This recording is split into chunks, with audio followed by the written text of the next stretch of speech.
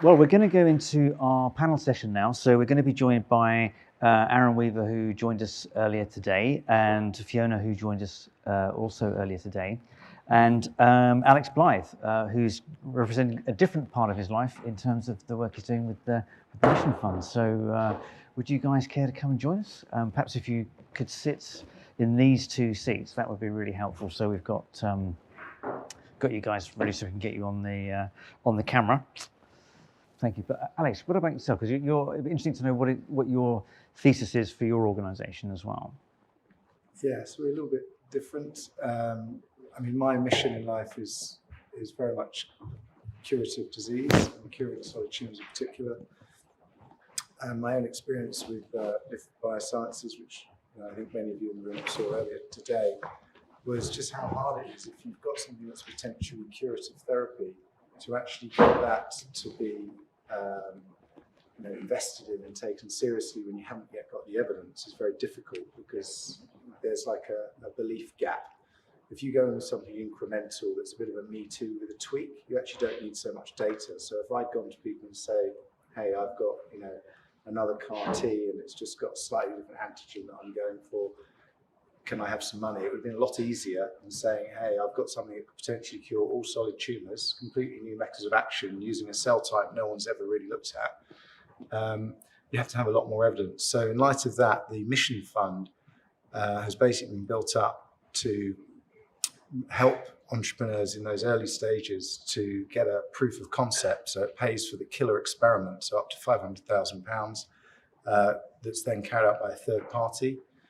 And we've been very fortunate in having people like King's College, Imperial, and even now Cancer Research UK to basically conduct these sorts of experiments for the fund, so that you can then enable that entrepreneur to go on and be successful and be able to raise a serious amount of money because they have the killer evidence to show that their technology works. And it's a massive gap. No VCs go there. It's all too early for them. Business angels tend to be scared of therapeutics. Pharmaceutical companies just keep doing the same old because that's what they're comfortable with. And meanwhile, it means only 5% of all therapies in clinical trials have any hope of being curative. I don't know if you're aware of that, but that's the truth. And so it's one of these situations where we can all sit back and think this is someone else's problem. But, the reality is almost half the people in this room are going to get cancer at some point. And if you then apply it for your loved ones, it's almost certain that somebody who you care very much about is going to get cancer. And we can all think about doing these things later, but by the time you get it, the sad truth is it's too late to find something to deal with it. So that's why the Mission Fund was set up, because although I think Blyth has got the best chances I know of dealing with the problem, I'm doing everything I can. So that's what's behind that. And we're also backing missions in degenerative disease, so linked to longevity. So that's another mission on top of solid tumours. And then the third one is mental health and preventing neurodegeneration. Great. So Stephen's going to join us instead of Aaron. Aaron had a bit of a mix-up on calendar. So Stephen, thank you for joining us again. I think it would be very useful if we could, just to get an idea of Rejuveron's model, because at the end of the day, your presentation today was very clinically focused, but you are an organisation that does invest. So could you maybe just give us a little background to you I don't know what you'd call it, a platform or what your organisation does, so it would be very helpful if you could. Okay, thank you very much. So apologies again from Aaron, couldn't quite make it back in time. We call Rejuveron a biotechnology platform model. And I think I'm new in biotech. Since I joined Rejuveron, I was at Big Pharma before. So I'm not confused by this. But the traditional investment world sees biotechnology companies with, single lead therapy and then a second or third program coming behind. And then venture funds, raise the money up front and then deploy accordingly to have a portfolio. And we're a mixture of the two. Okay, and that's just how we operate. It gives us very good operational synergies. We do all the legal, back office, accounting, HR at the top co at Rejuveron. Our incubated early companies only have scientists in them. They share laboratory space and reagents, and we just cross-charge. It's just accounting. And so we're very lean and efficient in our incubated portfolio companies in that sense. And because we raise money at the top company, Rejuveron, we can also deploy it relatively carefully and judiciously amongst those that need it the most at the time. Yeah, understood. So if an investor is investing in your platform, then they're obviously having a portfolio spread in terms of their risk and obviously and of their reward as well. Yeah. And you mentioned before that you've got a multi-site model. So do you apply that virtually across the whole? Well, there's 3 sites, yes. So your methodology is across all 3, is it? Yeah. So because we also allowed ourselves to invest in later stage companies that we're very excited about, we also have a mixed model in the portfolio. So we have 2 clinical companies. They're physically in Belgium and Toronto. And so we just happen to be distributed because we don't place a requirement to be in Zurich on any of our subsidiaries. Yeah. But if we can encourage people to join the incubator space in Zurich, it's good.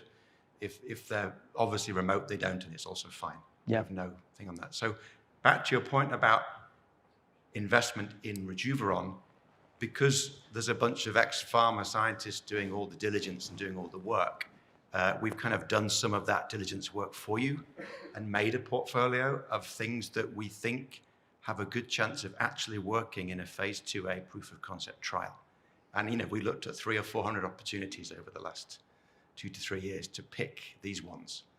So in that sense, we think we've hedged to one side of that risk bell curve in things that are more likely to work. Yeah, understood. And of course, if anybody has any questions, please feel free to raise your hand. Tim, question.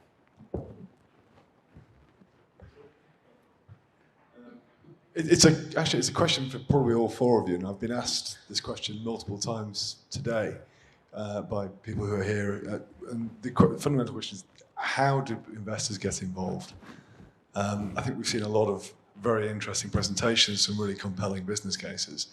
And both the coffee break, the lunch breaks, people have been coming up to going, well, how do I invest?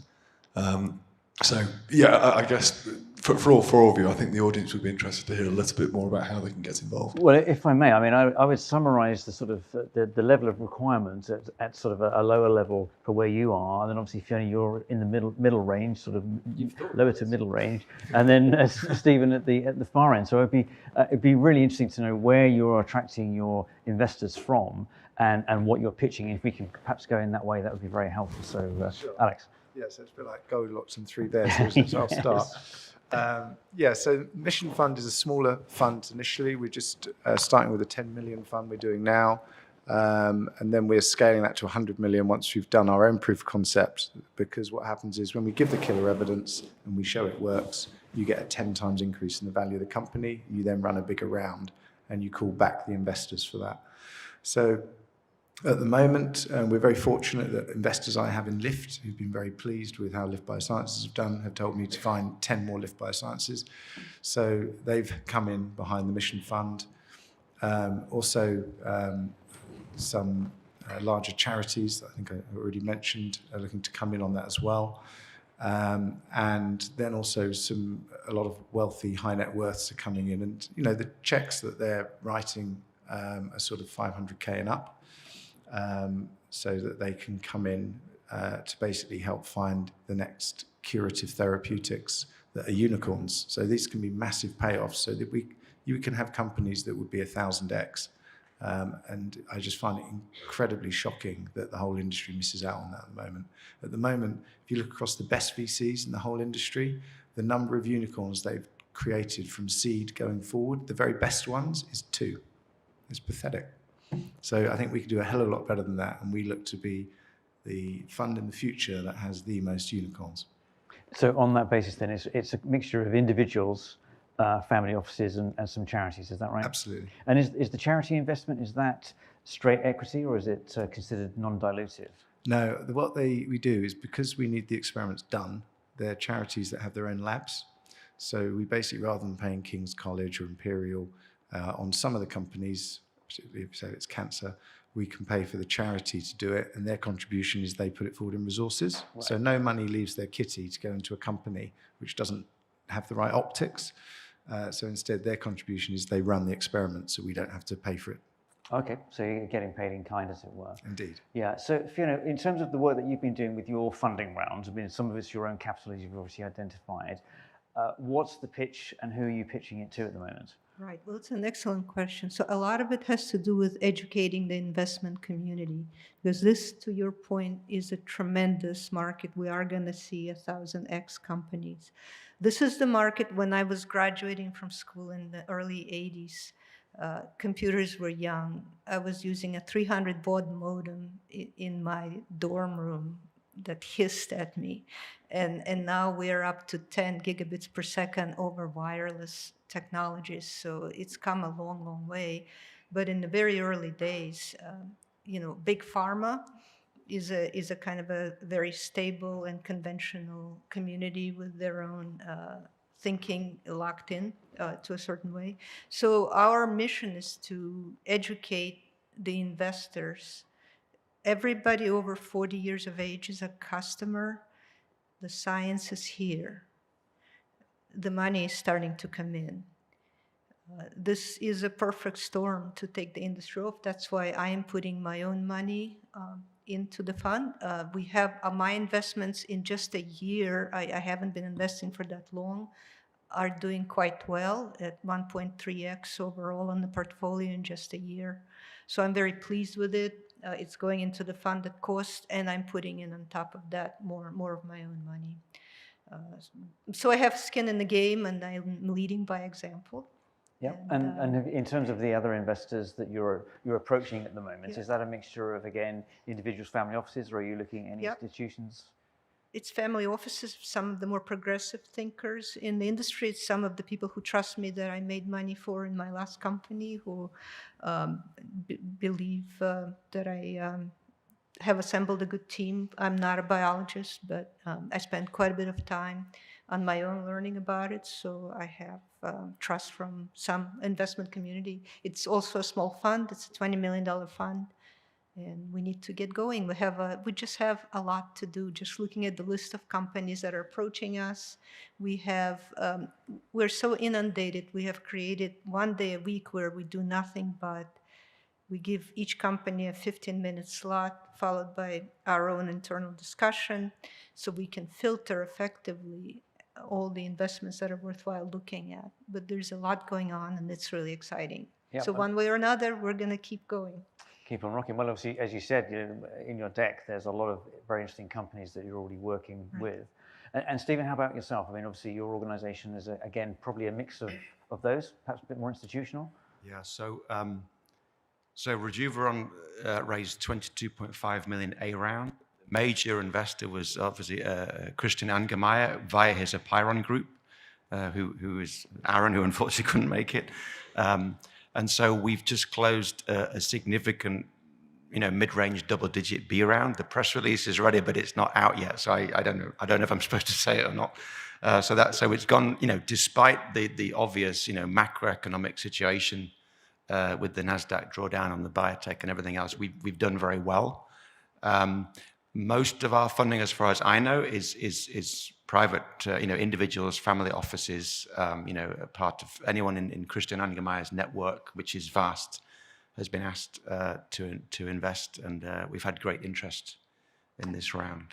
In terms of the category of longevity, I always imagine a future in the end when we go to a venture capital company's website and you go to the drop-down about their areas of focus, that we will see longevity in that drop-down one day. We know it's happening. But in terms of the investors that you're speaking with, do you have a feel for longevity being something as a theme that they're ready to accept as an area of science that is solid now?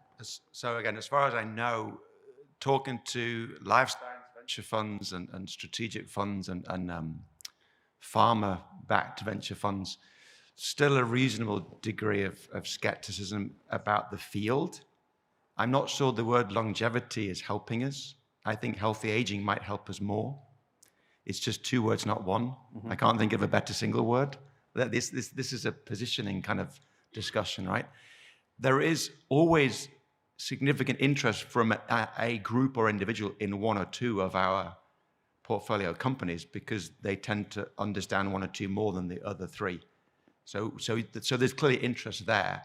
Because we're a portfolio, we represent a great way for the new investors in this space to come in and dip their toes in the water with us and see how this rolls. In that sense, we're very good. For those funds that have their own very clear scope and strategy, we are by definition not so interesting because of the portfolio, and they want to talk to the individuals, and that's something which we are also starting to do now. Yeah, and Alex, in relation to the work that you're doing, you're obviously very firmly focused in oncology as well as longevity. Are you finding resonance in the term longevity still, or are you kind of hiding that below the other work that you're doing? Just, genuinely, it's kind of interesting to understand how you pitch it. Yeah, well, I find that some of the investors we have are very young, successful people like crypto investors and things like this. And for them, longevity is the aspiration that's completely realistic for them. And that's what they're after. And so, we address that as a fund because that's one of the big areas of interest. I think in terms of humanity and probably majority of the population who aren't fortunate enough to be so wealthy, so young, I think healthy aging is a more attractive term that's more believable and less sort of sci-fi. Mm-hmm. And so that seems more credible as something where you can get realistic curative things happening in the next 5 years, as opposed to telling people they're going to live to 150 this generation. Yeah. So Fiona, you're obviously getting in early, as are you, Alex. How do you protect your investment going forward? I mean, obviously, there's only so far you can go in terms of the next round of funding and the follow-on. How do you manage that? How do you approach that to make sure you're not going to get into a very diluted position in the future? Well, I would say dilution is a good thing. Dilution means more money is coming in, which means the company went to the next steps. We should not be afraid of it. I think there are regular protections built into safe documents that we all use coming in early, and that's basically where we are with a lot of our investments. Yeah. And so there are the usual mechanisms when you go into a stock round. Then you have some anti-dilution provisions, just like other VC funds are using, and we use all the instruments. But to me, dilution, it does not scare me. It will happen, and it's a good thing. Yeah, and just Stephen, in relation to what we heard from Kristen earlier today, so obviously they're one corporation with multiple assets, all at different stages. Your model is slightly different to that. You're one organization with obviously ownership of different organizations. So there's going to be a point, of course, where they're going to hand off and need more money, whether that's through third-party relationships or otherwise. So do you have a feel for how you're going to manage that going forward as you're now moving into these phase 1, phase 2 trials? So the easy way to answer that is to say it's going to be on a case-by-case basis, which is kind of an obvious answer for everybody to give. We do give this consideration. As I've already said, some of the sort of the life science strategic investors are clearly interested in one or two of the members of the portfolio rather than over the others. And so we're already allowing them to engage in conversations to come in at the lower company level. But we just started thinking about how to do this right now for some, but not necessarily all. So by default, you are now talking with some of the big pharma organizations as part of your collaboration to exit strategy. Yes.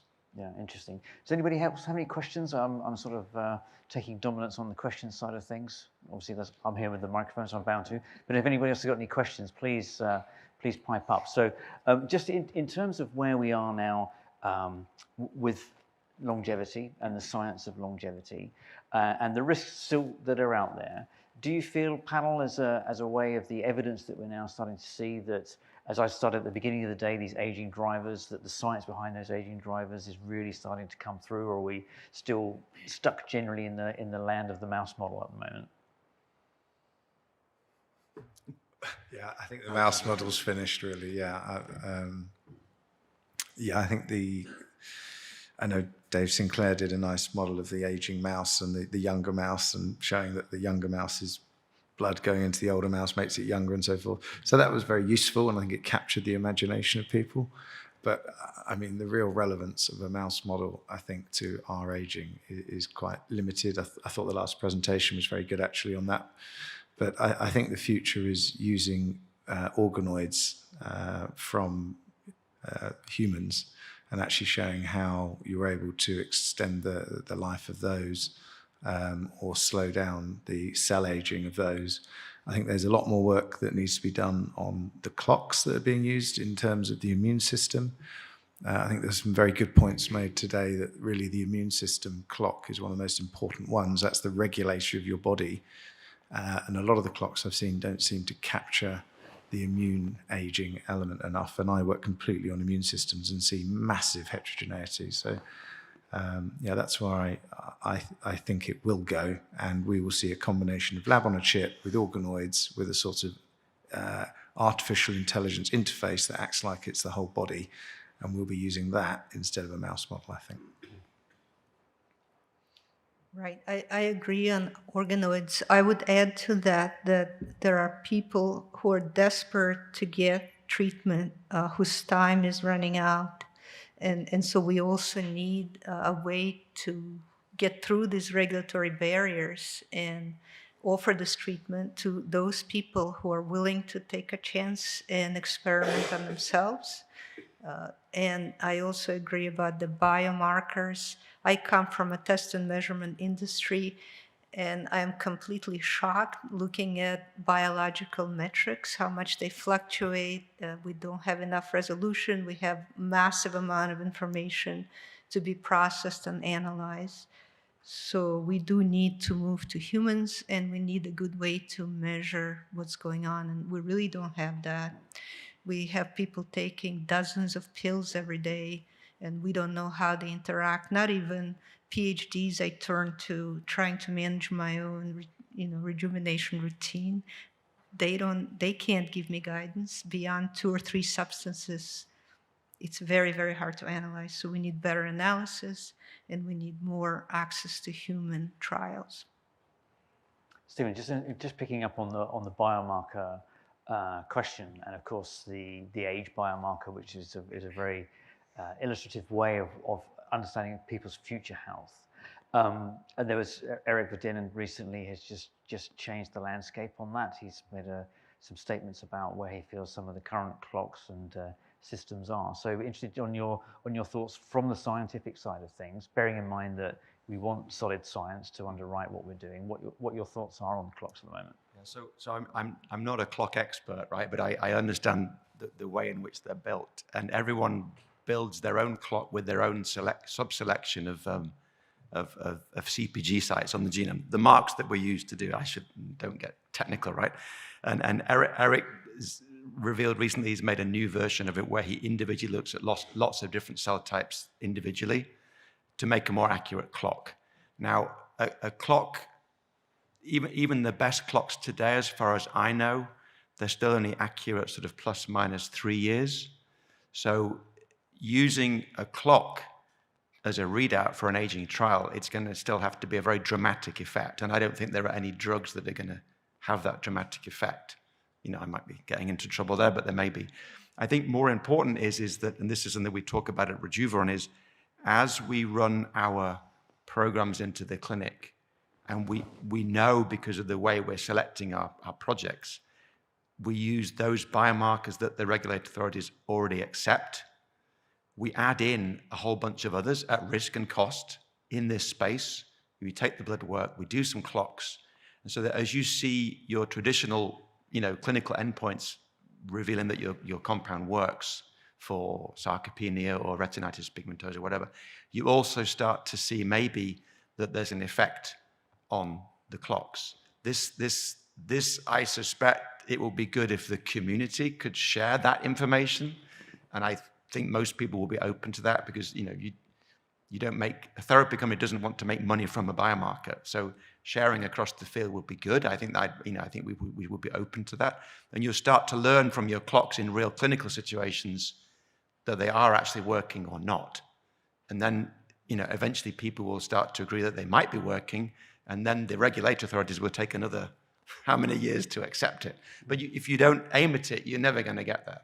And I think we as a community, there is a dialogue sort of ongoing about trying to add in extra exploratory biomarkers into your trials. You know, it's just going to cost a bit more on top. Yeah.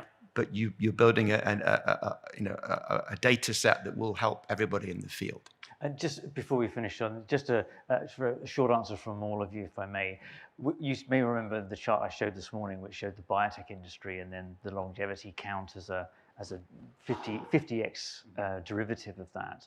Do you feel, in your own experiences now, that longevity ultimately will be absorbed into biotech, or will it sit separately on the outside as a real new field of research development and commerce? Alex? I don't. Yeah, go on. Okay. I mean, for me, it's business as usual, and we give things new names just to make them cool, don't we? I mean, I think the idea that I was using a VR headset a few years ago, and now apparently I was in the metaverse, is a good example of that. So for me, I think it's biotech, and you know, within longevity, you've got biotech. You're going to have diagnostics. You're going to have, you know, medtech. You're going to have the same sub bits. It's just, I think, the real switch is helping people who are not just obviously sick, but people who want to be super well and be well for longer. And I think that's the real switch in emphasis. And imagining, I think the real change is not at our side, it's at more the hospital side. I mean, imagine a hospital system where you were going to your doctor to make sure that you were, you know, super well and going to live to 120, rather than you turn up because you've got something wrong with you. And I think that's where we need to see the real switch. I don't think it's in using buzzwords. Okay. Fiona? So yeah, I agree. It's biotech, but it's proactive medicine. So the real big difference is we want to treat people before they get sick. And that's the philosophy here. But every single one of our investments has an FDA path. They have a path through the FDA to market, because the fundamental mechanisms of aging, when you address them, you can always find an easy disease. So they find the easiest disease that's the shortest time through the FDA to market. But in fact, their market is much, much bigger than that one disease. The market is every single one of us over 40. And the longer we stay alive, the longer we remain a customer. So it is a huge market. And once that is completely understood by the investment community, we will have a flood of investment into this field. Under the name of longevity, do you think? Good question. We've been tossing around words. I think we've settled on health span. All right. Okay. Stephen? Health span is good. So I think, yeah, there are two things there, right? I think that this is if you look at it at the societal level, the way we develop drugs is that you make a drug and you test it in 10, 100,000 people, phase 1, 2, 3, and no one must ever die or have any side effects for it to then go on into hundreds of thousands, millions, 100 million, billion people. Still no one is allowed to die because the headlines are there and you can wipe off 20 billion market cap in 3 minutes and da-da-da-da. But society maybe needs to start taking a little bit of risk there too and say, well, to benefit 1 billion people to live 3 years longer with no cardiovascular issues, and then 100 people to have cardiovascular issues worse because of the drug, that this is a societal kind of philosophical question. That's the top level, right? Yeah. Somewhere a bit below that is this idea that you should be going to your doctor when you're healthy and getting things to keep you healthy, and not when you're sick. And there's an entire industry based on the fact that people are going to get sick, and we need to turn the industry to be based on people staying healthy. I think I may be wrong with in old China, people paid their local doctor money every month, and they stopped paying the doctor when they got sick. I maybe have the wrong quote or the wrong country, but it's like, wow, why don't we do that? But this is like another thing. Yeah. The other thing is that any economic reason to shift to preventative health will only bear the fruits of that decision, which will cost a lot, 20 or 30 years later. And most Western governments only have 4 or 5 year terms. And so someone has to have real vision and risk their political careers to make that happen. So these are things to, I don't know if there's anyone from government here, but this is the next level up which our ecosystem needs to be pushing at the people that make the policies as well. Some big discussion points. And the last one is that when you're in the lab, as I've been many years, making preventative models or preventative experiments, when you put the drug on at the same time as the disease insult, it's always easier to prevent than to reverse. So ironically, I think it will be easier from right down the lab level. Interesting. Great. Well, panel, thank you so much. Alex, Fiona, Stephen, that's been very interesting. Please, thanks.